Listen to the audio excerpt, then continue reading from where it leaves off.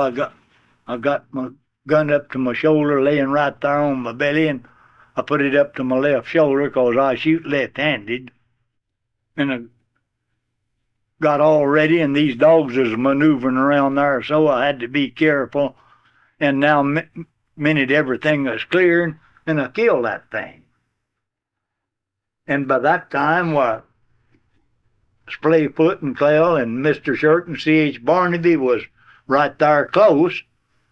And then I crawled back out. They came on up, and so Splayfoot and I crawled in there, and we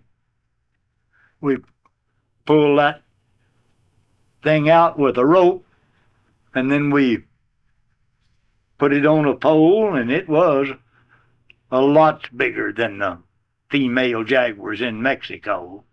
And we carried it back to the Jeep and took some pictures and all, and then went on back to camp. And I guess that is the third day that we'd been there at that camp, and we thought that was pretty good. But I really did shoot it into old Splayfoot. And I'd say, "No se pare, no se pare." And I told him, I said, "Well, now listen, you can tell that these Arizona hounds, it only takes one of them to catch a jaguar. It don't take a whole dang big pack." And now let me tell you, he didn't hear the last of that, because I imagine he is sick of hearing me say that to him. It only takes one of these hounds to catch a jaguar. But I felt like that he had it a-coming.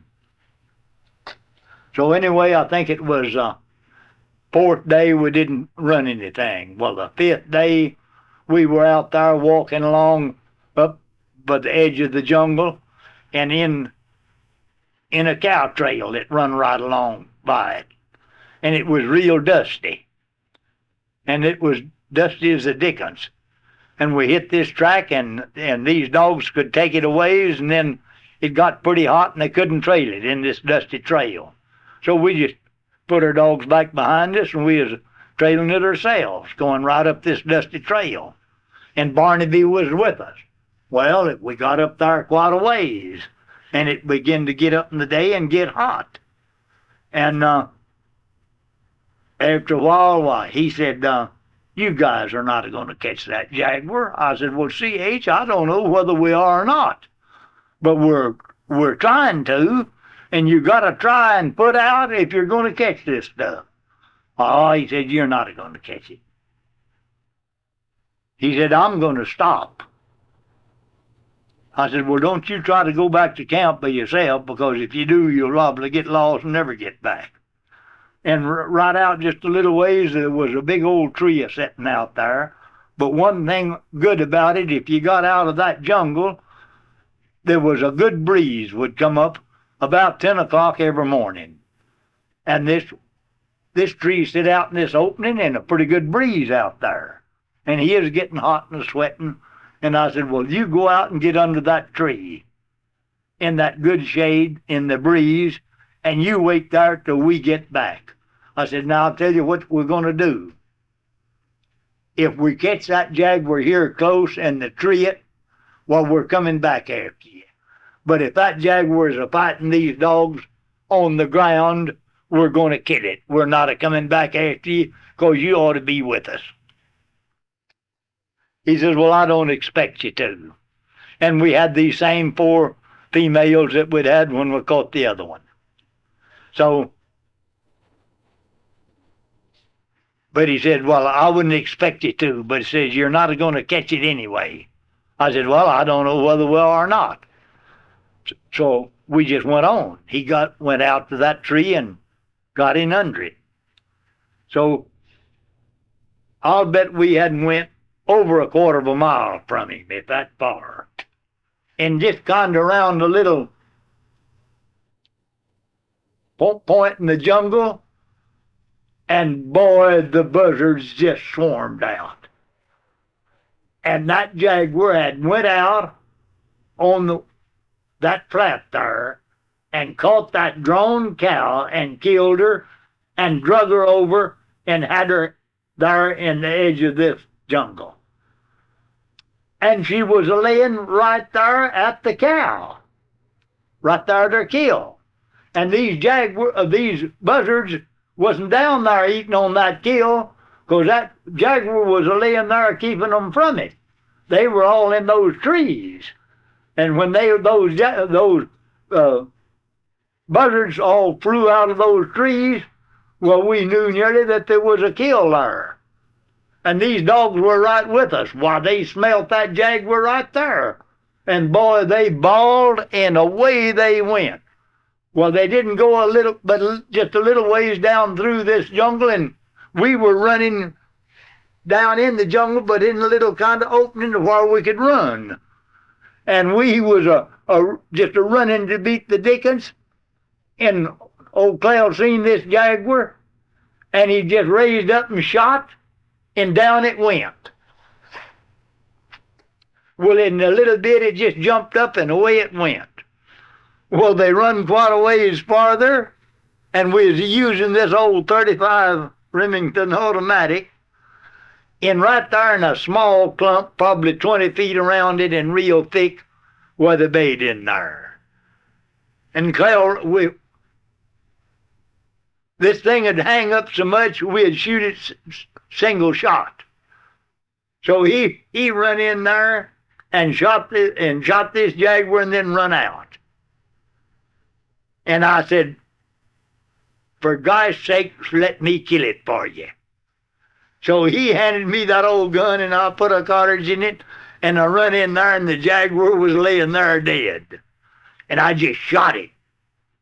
Turned around and come out, and I said, well, let's get in there and pull it out. I said, you telling me about how much better shot than you are, and I am, and I have to shoot a jaguar that you're supposed to kill. And I never did tell him for a long time that jaguar was dead when I went in there. So we pulled it out and skinned it. Well, old C.H. is back down there, and he could hear all this commotion. So now in a minute, we walked up with this jaguar hide on her. Old Splayfoot's back, taking it back to camp. And I said, C.H., you ought to have been with us. He said, yes, I should have. He said, I could have made it there all right. I said, yes, you could. But I said, I told you that if that thing was on the ground and the fighting these dogs wasn't going to come back after you. And I said, you ought to have been with us. He said, well, I didn't think he was going to catch it. I said, you remember I told you that you didn't know anything about it, that I didn't know whether it was or not, but I knew good and well we had to change. He said, well, my own fault. I said, yes, it was. You haven't got any bellyache coming? He said, no, I haven't. So we went on back to camp. Well, I think then the next day, Vegas come in. And in his plane and visited us there. Well, now we went out there then one day after Vegas was there. And we were letting, Dora wasn't in season. So we was out there, and I think we had a dog or two more with us. Now, I don't remember what. I think we had 5 dogs. But we had Dora and Rounder and Tuffy. And Rounder and Tuffy were Dora's pups. And Dora, I think they was 3 years old, and Dora was 5 years old. But they were broke dogs. And we'd told Vegas that they was deer-proof. And he didn't believe it because he had never seen a deer-proof dog. So we were walking along, and he had guys to take care of his hounds, and he had guys to kind of more or less handle his hounds. And he and his head hound man is walking along there with us, and Dora and Tuffy and Rounder was that down, I imagine, 75 yards in front of us, hunting along, and 2 deer run across, right close to them. But I don't know whether the dog seen the deer or not. And old Vegas looked at his hound man, says, now we'll have a race. Well, I knew what he said to him. I didn't say anything. We just walked on down, and these dogs had crossed these deer tracks and never paid a bit of attention to them. And old Vegas turned around and looked at his hound man, says, I never saw that before, did you? And this old boy said, no, I never did. So we went on to camp. Vegas invited us to come to his camp. Says, now I've got a good camp over there. I've got a little light plant, and it'll also run an ice box. And he said, it's a real comfortable camp, and there's lots of Jaguars there. So why don't you fellows load up and come to my camp? So we decided we'd do that. Well, this crazy guy that was driving this truck that we'd rented out of Caracas had just got back and just run it right up under a tree, and a big limb had just knocked a hole right in the windshield and just splattered it all over. And he just laughed and laughed.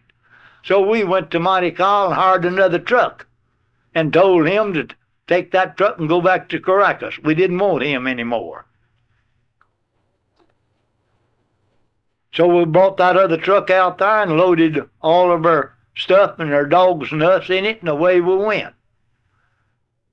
Well, this driver of this truck didn't hardly know the way over there, and it was quite a ways and through the jungles. And we finally passed by through a little town that did have some gas, and we filled up with gas, and we got down there and run out of road. And then it started getting dark, and Barnaby and I'd take turnabout getting out there with a flashlight and finding the road for that truck. And Mr. Shirt got mad. He said, we're going to turn around and go back to Bruisewall, and then back to Caracas. I said, no, we're not, Mr. Shirt. He said, yes, we are. I said, no, we're not. He said, we're going back to Bruisewall. I said, no, we're not. He said, well, I'm going to tell this driver to take us back to Bruisewall. I said, you can't talk to him? And he couldn't understand what you were trying to tell him. And I'm not going to tell him to go back to Bruisewall. So we stopped and made camp. And of course, he is mad. We had everything, and we had water with us. So after we made camp and got us something to eat, and standing around the campfire a little while and getting ready to go to bed, while we heard a noise away over there, and it was at the crossing of this Rio de Apure, and that's where we was trying to get to, and we was in hearing distance of it. So early the next morning, we loaded up, and we went over to this crossing, and we got our truck on a barge there, and we crossed this river, which is a pretty good sized river. And as we got off on the other side, they told us the road to Vegas's camp, and we had no more trouble. We didn't have to go over 8 or 10 miles, and we was to Vegas's camp. And he did have a nice camp. And he was right, there was Jaguars there. They had killed a couple of Jaguars and just a few days before we got there. Now, and then they said, right over here, just a little ways, they said there's a lake over there that's about somewhere around a couple of 100 yards around it. And they said there's all kinds of Jaguar tracks where they've come and watered at that lake. Now, see, this is in the dry season, and that's when you want to go there. And in those canyons, it'd be sand, and some of them, sometimes it'd have a little water in them, and there wasn't, but they wasn't running. So we loaded up early the next morning. Now, Vegas had they called it a Fargo, and it made by Dodge, something like our old Dodge's 4-wheel drive. Old Clell and Vegas and Mr. Shirk, and they had one native with them, and then C.H. Barnaby and I and another native, and we had 2 packs of dogs. So we goes out there, and they'd been to that lake the day before, and we circled that lake, and they said, here's a jaguar track that wasn't here yesterday.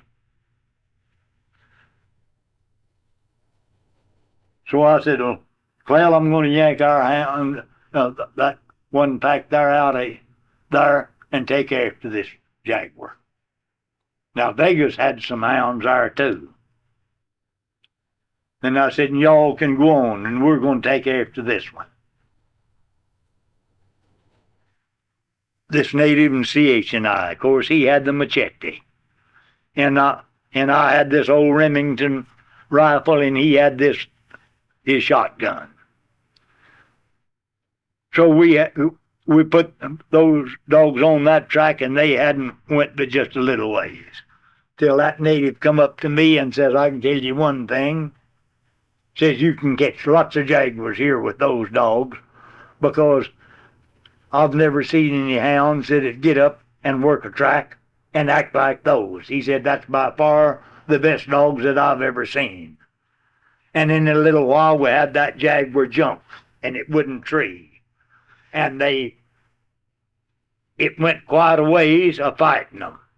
And they went around and around, and after a while, it finally stopped, and it was in a bad place. So, and the dogs was obeying. So we cut right into them. And we were up right amongst their dogs.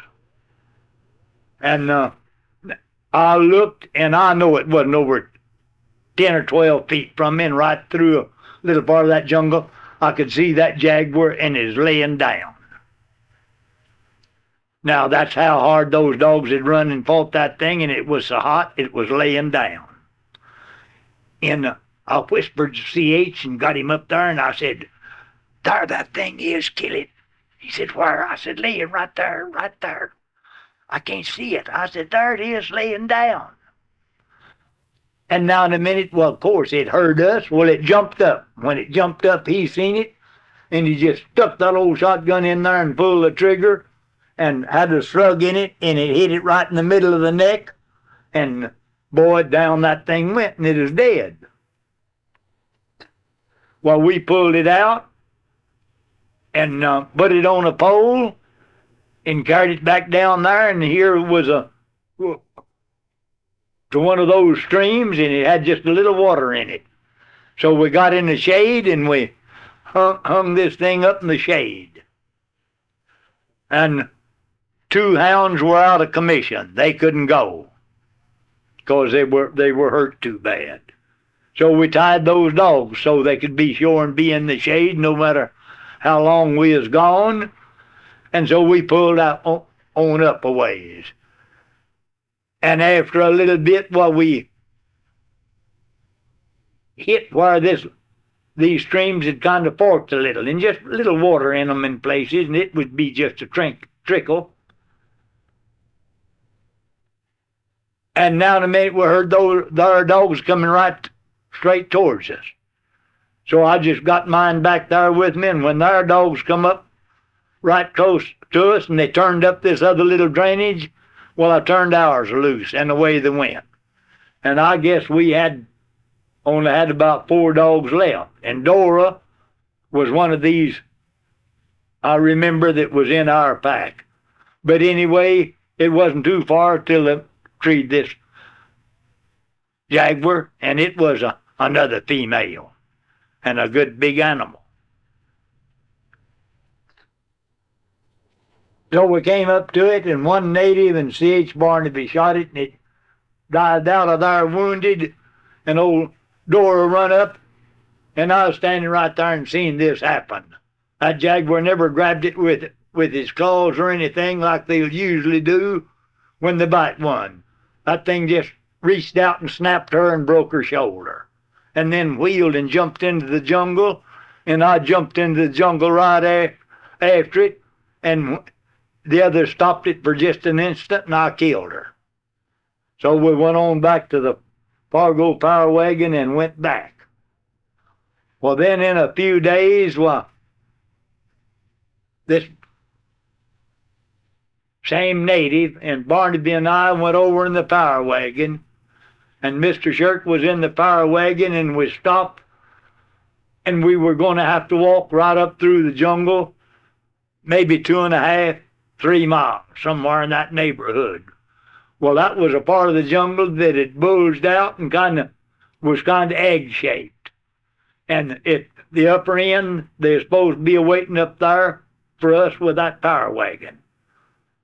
Well, we went up kind of on one side of this jungle, and as we got 2/3 of the way to this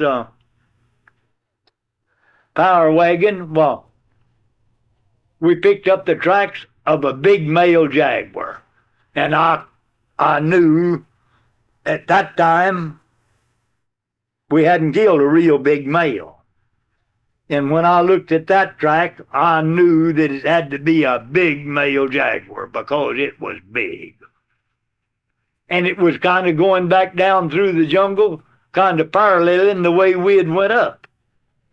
So, in just a little bit, I saw that was a good running track, and I told Barnaby, I said, now you follow me just as fast as you can, because I'm sure that they're going to catch that thing. Well, we were in hearing of them when they jumped, and we was in hearing of them when they bayed the first time. It never did go up a tree, it bayed. And of course then I pushed him for all I was worth. And it wasn't too long until we were right to him. And let's see, I guess I just had 5 dogs, I guess. No, I had 6. I had 6 dogs.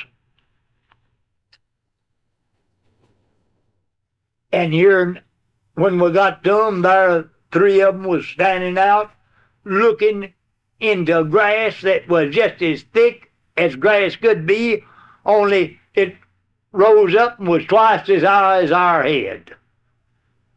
And the other 3 dogs was in there, and the jaguar. And we could hear him growling, and the dogs were barking at him, and these other 3 is standing on the outside of baying, and he was right there. And I whispered to Barnaby, now that's going to be a chore to get in there and kill that thing. Because we can't see him till we're in maybe a foot of him. Well, I don't know what happened, but the jaguar probably smelled us or heard us or something, and he broke bay. And he went out of this tall grass, and away they went. Well, they didn't go 200 yards till they bayed him again. And of course, it wasn't no length of time until we were there. Well, when we was coming up to the dogs, we come out into a little kind of opening, I imagine 30 yards wide and maybe 75 yards long. And it just had sparse bushes in it. Well, down at one end of where this narrowed up, there was just a jungle tunnel that went down to where the dogs were bayed. And I walked down there and looked down through that tunnel and could see the jaguar bayed at the foot of a big old tree that had fell down and the roots is sticking up. And I could see that. So I said, well, now listen, C.H., I said, I'm going to walk right down through this tunnel, and you come in right behind me. And I said, now, I don't believe you'll shoot me in the back, because I'm afraid to take for most of the people to come behind me going up to a dangerous animal with a loaded gun.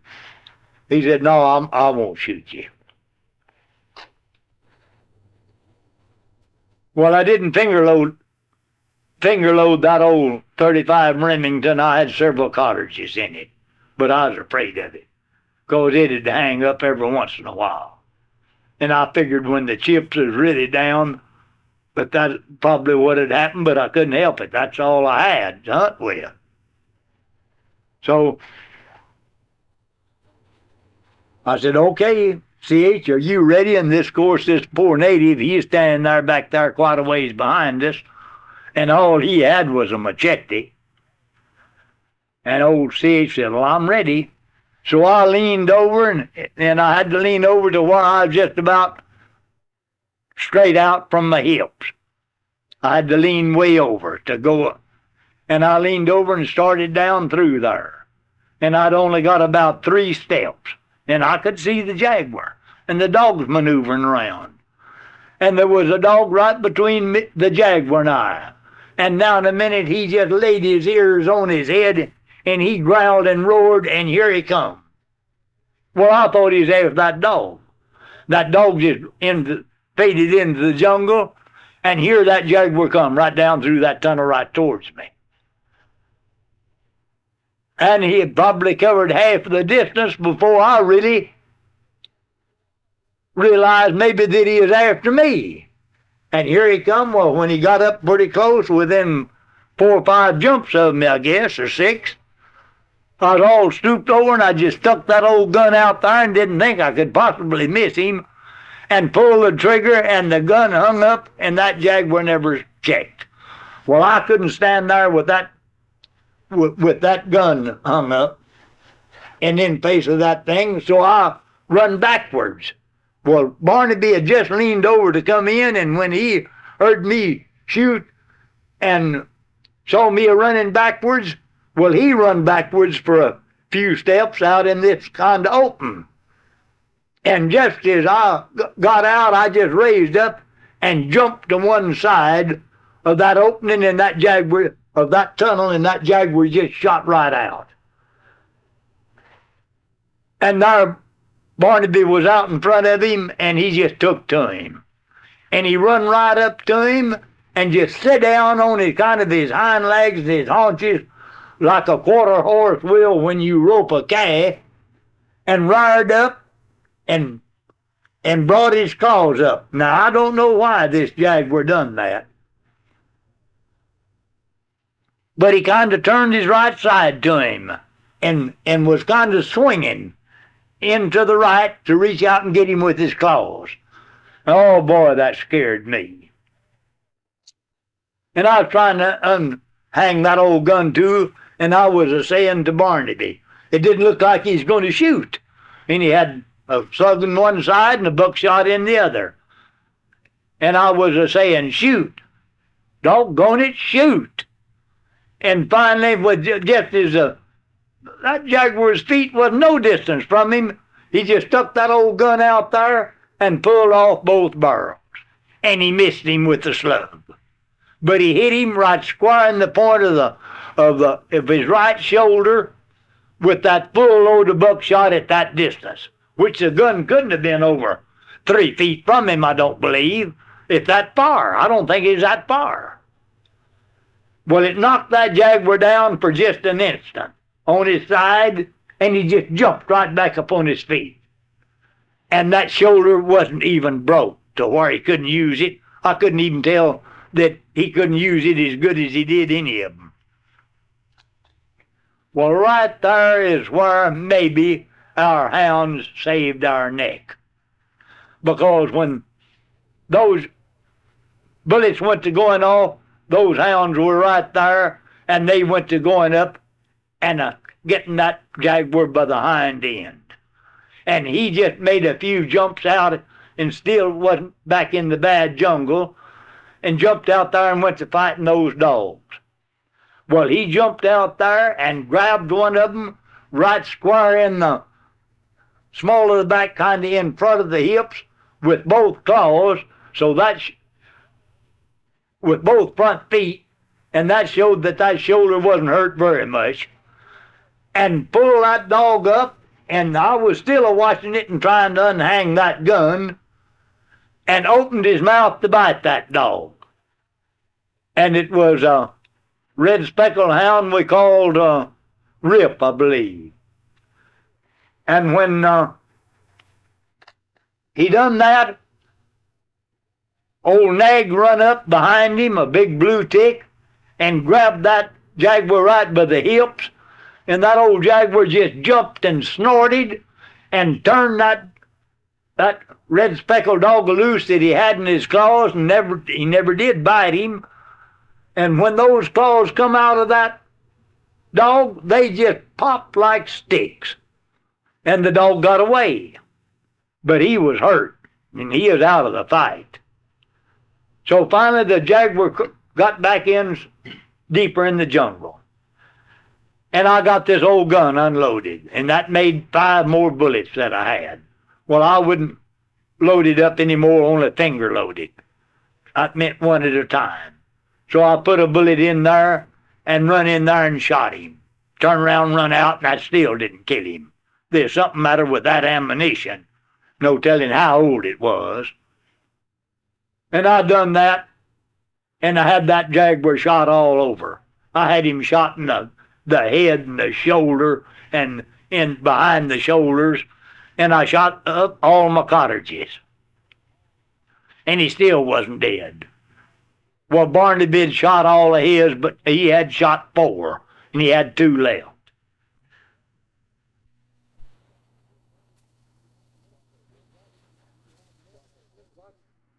Well, the 2 cartridges he had left were both buckshot. So I said, listen, CH, get in there and kill that thing. I haven't got any cartridges left. Now, we've started this, and we got to finish it. He said, well, now listen, maybe we have started it, and maybe we have got to finish it. But he says, I'll tell you, I'm not going in there. And this thing had went back then and got in some of those bad vines that you can walk on, but you can crawl in under them like a dog on your hands and knees, but you can't raise up because it'll be 3 feet thick above you, and you can get up on top there and walk along if you're not careful and fall through a hole. So see, I had to crawl in under there and drag that old gun along with me, and I had the only 2 cartridges we had left, which is buckshot, in this old 12-gauge gun. And he was hurt, and he was sick, but he is back in there at least 100 feet or farther. And 5 of these hounds are still with him, and the one that he had hurt so bad was outside. He wouldn't go in there, which you couldn't blame him, of course. His hind end wasn't working very good. So they just a-circling him. And every once in a while, one of them would dip him on the back end, and he could jump up and charge around. He'd charge him around there, but he'd go back and lay down in the same place, just like the other one did, under those same circumstances. But then there were 5 dogs there with him instead of 2. So every time that had happened, I'd wanted to be up pretty close so I could be sure and kill him with them 2 last shots. So when that commotion was kind of go, I'd crawl up a little closer. And so I finally got up. I figured I wasn't over 40 feet from him, maybe closer. And I just laid down there right on my belly, flat on the ground. And I put that old gun up to my left shoulder, and I got ready. Well, now in a minute he charged them around and then went back and laid down in the same place, and there was a dog right between the Jaguar and I. So I waited there just a little bit, and this dog moved to one side. And I just raised up and sighted with both of those bullets, right, shotgun cartridges, right straight at his head, and I just pulled both triggers at once. Well, I cracked his head, and I killed him with those last 2 shots. But let me tell you, folks, I'll never do that again, because I thought my shoulders broke. Why, it kind of scooted me back, laying right on my stomach, and oh, did my shoulder hurt. But it killed him, and I went back out then and hollered for this native, and he answered away down there. I bet he is a quarter of a mile. And you couldn't blame him for getting out of there, because he only had a machete. So he came back, and we got in there and pulled the Jaguar back out, into the edge of the jungle. We were right in the edge of it by that time, to where we could get to him with a power wagon. So C.H. Barnaby and I and the hounds all stayed there, and he went and got the power wagon and come down, and Mr. Shirt was with them in the power wagon, and picked us up and took us on back to camp.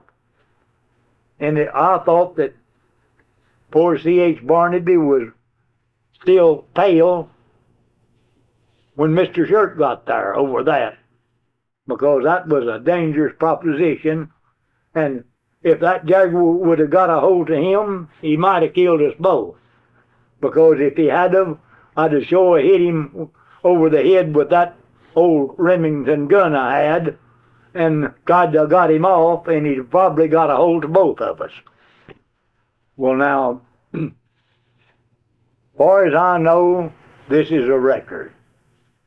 Because in 32 days down there of hunting, we brought in 27 Jaguars using 2 packs of dogs. And far as I know, that is a record, and I've never heard anybody that knows anything about Jaguar hunting or in either South America or the United States ever dispute that. Well, now, folks, in those days, I think that old Dale Lee was pretty fleet-footed, and I'll tell you another incident that happened on that same hunt. We had found a huge bull that had been killed by jaguars, and there was the tracks of a big jaguar there at that bull, and it was a big track. But there wasn't anything fresh, and the dogs were just trailing around there, and we were getting ready to take them off and go on, because they didn't act like they was ever going to be able to line it out or anything. And so Clell was right up there, right with the dogs, which was probably 100 yards from us. And this one native and I, we was walking along, looking, and I was back behind him a ways looking for tracks and looking around, and come up and looked up, and he was up a tree. And wasn't very far from me, 30, 40 yards up there. And I said, "What are you doing?" He said, "Don't come up here." Says, "Here's a bull," and says, "He took after me, and I climbed this tree." And I said, "Well, I'll come up there and run him off for you." He said, "Don't you come up here, because he'll charge you, and I know that he will." I said, "I'm not afraid of a bull." So I walked on up there. Well, I had a shotgun that day and some cartridges, but I didn't have a double barrel, but I didn't have it loaded. And I got up there pretty close to that bull, and just the instant that thing saw me, and he was a big animal, and he had long horns, and he just charged me, and here he come down through there. Well, that bull was right close to me, and me standing there looking at him, and I had to turn and get up momentum. And boy, I turned and I left there just as fast as I could run, and down through there I went, and I came to a big tree, and I just went right around that tree, because I knew that bull couldn't make that turn like that, as big as he was, and I knew he couldn't catch me around that tree. And the bull didn't try. He just went on down through the jungle. And I started back up there, and that native said, "Don't come up here." I said, "Why?" He said, "Here's another bull here." And I said, "Well, I'm a-coming, and if that thing charges me like that and did, I'm going to shoot him right between the eyes with this buckshot. And I'm going to kill him if he charges me like that and did." He said, "Well, come on then."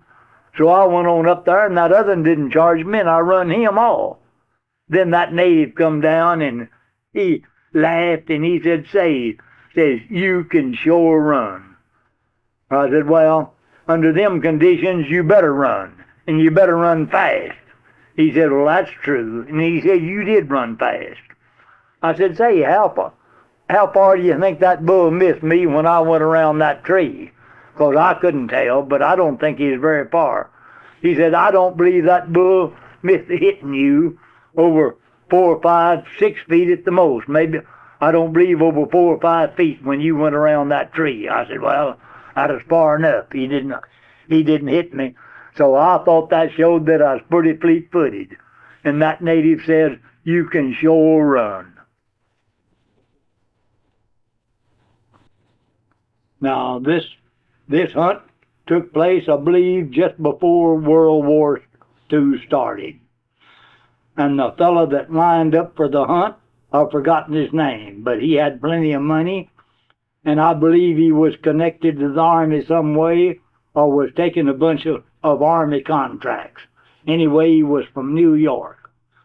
So he came to Ernest and says, Ernest, if the boys will take their whole outfit and go down into Chihuahua, Mexico there, and get the camp all situated around, and come down,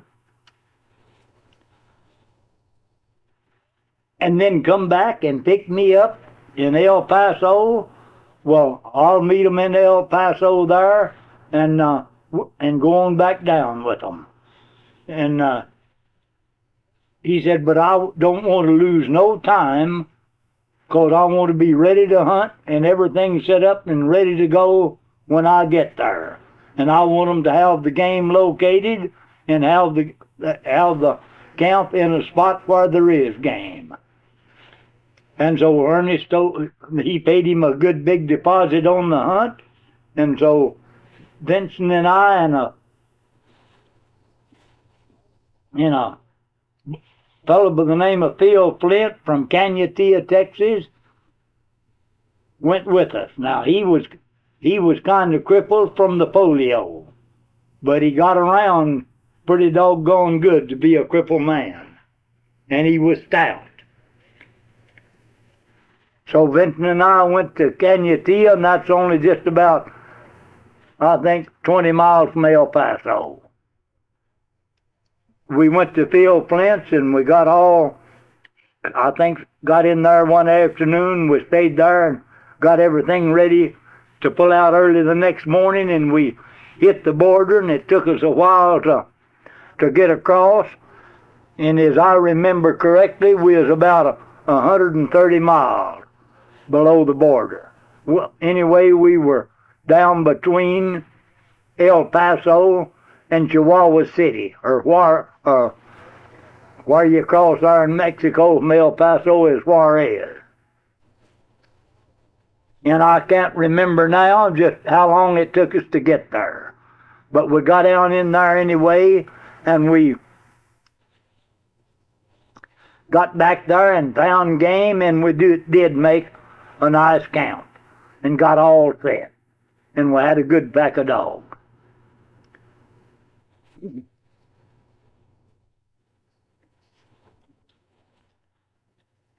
And we had a good pack of lion dogs, and we also had a good pack of bear dogs. Now we had 2 cold black dogs they were tall, good big dogs. I imagine they'd weigh 62 or 3 pounds apiece. And now I call them cur dogs, because here we had got them out of Oregon when they were pups. We traded 2 hounds for these 3 fighting dogs. And we only had 2 of them with us, and they were the 2 males. Now they were well-built dogs and had good muscles. And they were supposed to be hound and bull terrier and a little bit of stag hound and bird dog in them. So that was quite a mixture. But anyway, they were fighting dogs, and they could trail a fresh track. And when they could trail a track, they were fast. And here's another thing that they would do that wouldn't bother you. If your dogs was on a track they couldn't smell, they just went along with your hounds, and they didn't bother them. They just went along with them. But when your hounds jumped, they had to be fast or those dogs would lead them. So we got there to this camp, and we got her all fixed up. So Phil Clint and I came back to Cañatía and was going to meet this fellow there in El Paso. So we phoned Ernest. And Ernest phoned that fellow, and he said, all right. And Ernest said, come on out by the house when you're leaving, and let me give you all the final instructions, and I want to send a letter to Dale. And he said, okay. Well, he was about ready to go, so it wasn't long till he was there at the house. And Ernest said, well, they're there at Phil Flint's there in Cañatía. And he said, I'll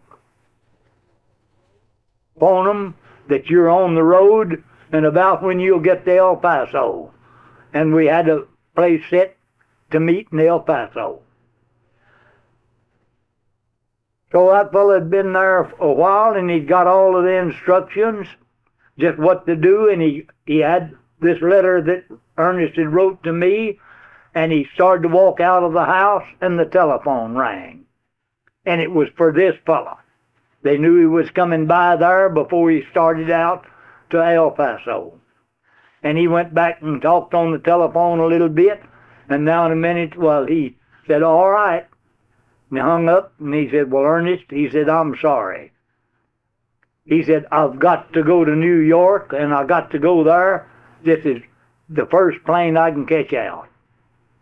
But he said, I'll tell you what I'll do.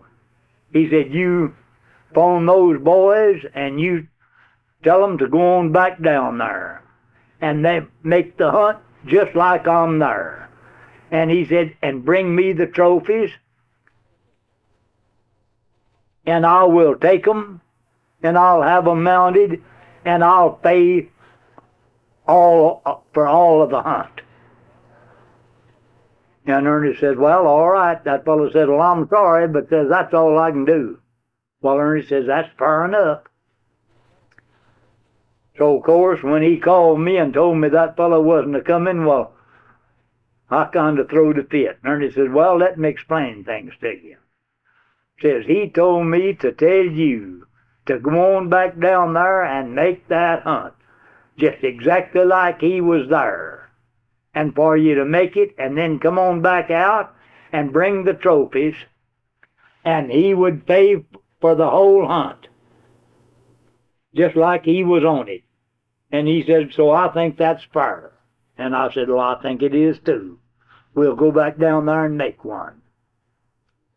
So we went back down there. And there was a big old Lobo wolf coming right up close to her camp. And we took down 2 wolf traps. So one day Vincent says, I'm going to go back down the road we'd come in there on, which was just a little old dirt road that ended close there to where we was camped. Said, I'm going to go back down here about a couple of miles, and I'm going to set these 2 traps, because I've seen that wolf track along that road a couple of times, and just to see if I can catch it. So here's the bait he used. He went out there to where one of these hounds had been a-wetting on some leaves, so he just took and scooped up these leaves and put them in a little sack and carried them down there in these 2 traps. And he set these 2 traps in pretty close together and just poured some of those leaves right in behind the trap. And we weren't going out every day because we knew we was going to, this hunt called for 2 weeks. So we decided we'd just hunt around there and get us some camp meat, and there was deer and a lot of deer there and also turkeys. So we decided we'd get us some camp meat to last for a few days. So Vincent went to his traps, and the second morning, and we was going to hunt the next day with our dogs, and we didn't want to go down in that where those traps were, so Vincent was going to throw his traps at, only going to keep them set 2 nights. Well, Phil Flint and I went out there deer hunting and turkey hunting, and we had good luck. I think we got 2 of those small white-tailed deer and 4 turkeys. So he went down there and run his traps the second morning to pull them up, and he had this Lobo wolf in one of them. He said he saw where he's coming up the road, and it passed by the trap and winded that trap and turned and went back to it and just walked right up and just plopped his foot right in it, the first thing that he come to. So he took his traps up and brought this wolf on back up to camp, and we skinned it, and we had a lot of salt there and prepared the hide and everything. Well, that was one trophy. And there was bear and lion in there both. So in just a day or 2 after that, well, we caught a big female lion. Well, that old boy wasn't going to be without any trophies, so that is his second trophy. So in a few days, I don't know why, but I was back there by myself. And I had these 2 black fighting dogs. Now, these 2 dogs were real fighters after a bear. And they got after a bear, and they run it in a hole.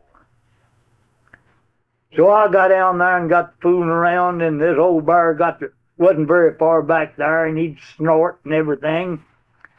So I rolled a bunch of rocks in that hole, at the mouth of that hole, and some big ones, and I thought maybe it'd hold him until I could get back.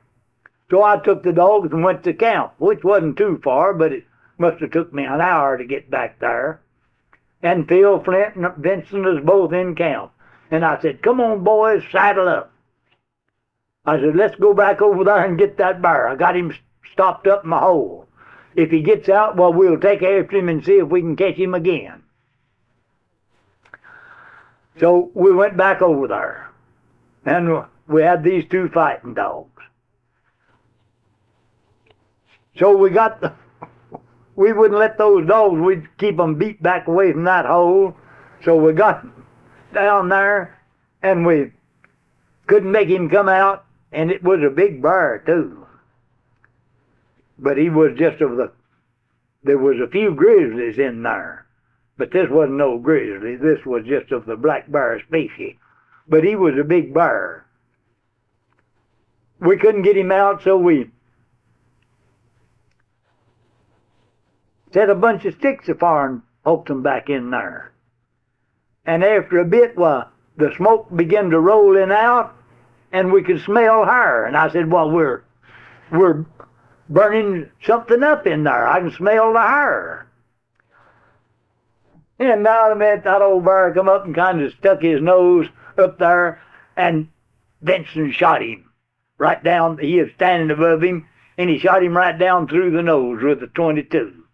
And when he did, that old bear just snorted, and out of there he come.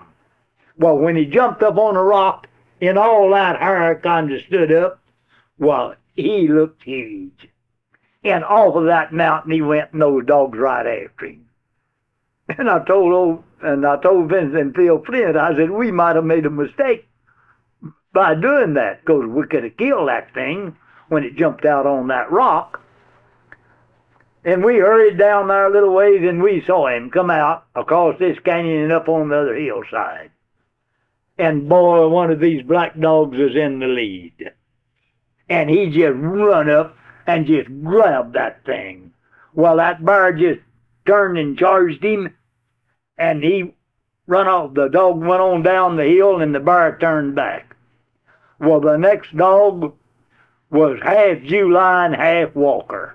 And he is a fast dog, and he is a bear dog. And you know, he just motored up on that bear just like that fighting dog did. And us standing there looking at him.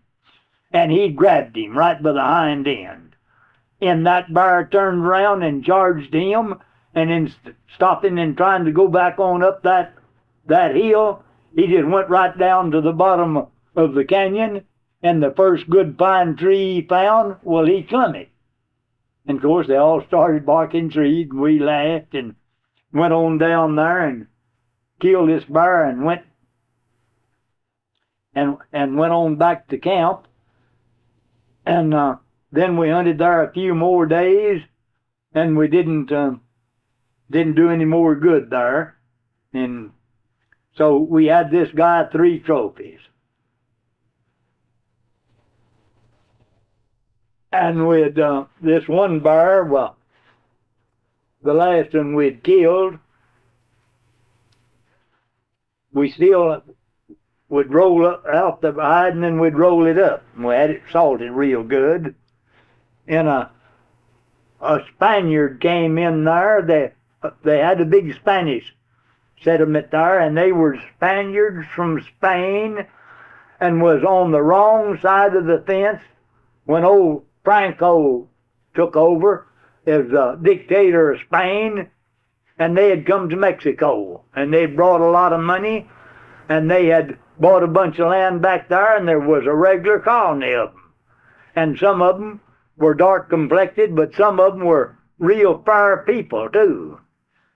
And this Spaniard come in there and said, I've got a bear hide I'd like to sell you. So we looked at it, and it was a grizzly, but it wasn't a very big one. But it was a grizzly bear all right, so he let us have it, so we bought it for a little of nothing, and then we pulled out for home. So we had that guy four trophies, but this one bear was still kind of fresh. So, I got mad when we hit the line at El Paso. We crossed out of Mexico all right, and I still had a bunch of the papers that I got in Mexico. And got on this side of the line and went to going through her stuff and all that, and they found these hides. And they said, well, we're going to have to hold these hides until we can get permission to let them come in from Austin, Texas. That is the capital. And I said, well, how long is that going to be? They said, well, we should here within a week, but says it might take 10 days. And I said, look, we got all of this camp stuff here and all of these dogs. And where are we going to put them up for a week or 10 days? Waiting to see if Austin, Texas will clear those hides so we can take them. I said, I thought I was over in my own country to where I belong. I'm an American. And I said, I'll just tell you one thing, and I just looked him right in the eye. I said, I think you Texans are worse than these Mexicans. Oh, he said, you need to get mad. I said, no, that's something to be glad about. I said, going to have to waste a week or 10 days here waiting for these hides. And I said, I'm not going to leave without these hides. I knew where we could put everything up, because we could have went on up there about 20 miles to fill flints, but that wasn't the idea. And we'd just be sitting there for a week, maybe 10 days.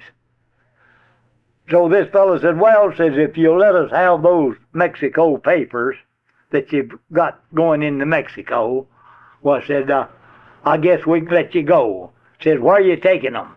I said, we're taking them through Texas, right into New Mexico, and from New Mexico, we're going to cross into Arizona. I said, I don't like your state anyway. Well, he didn't get mad. I was mad. He just kind of grinned. He said, okay, give me those papers and go on. So we pulled on. But now, if I'd have been mealy-mouthed and wouldn't have said anything to him, well, they'd have made us stay there. And I told him besides, I said, that one hide is green, and by the time that all took place, you guys would have it spoiled, or the hair would be slipping out of it all over. It wouldn't be any good. And I said, and that's what we went down there for, was those trophies. And so he said, okay, go ahead. So we pulled out and come on home. And that old boy, he paid for the whole hunt. And when he got his trophies, well, he was tickled to death with them. And they were nice trophies. But the hide we had out of that we had of that big Well, he was a black bear.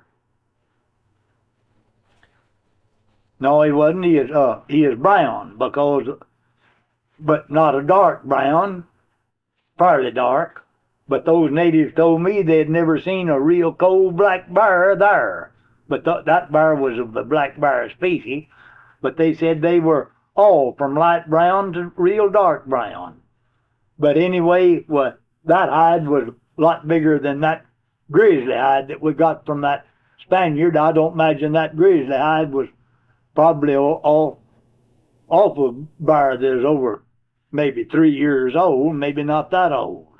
But that other bear was a bear had several years on him, and he was a big bear. And so I thought that was the end of another successful bear hunt in line and hunting all in Mexico with a wolf hide, a lion hide, and 2 bear hides for trophies.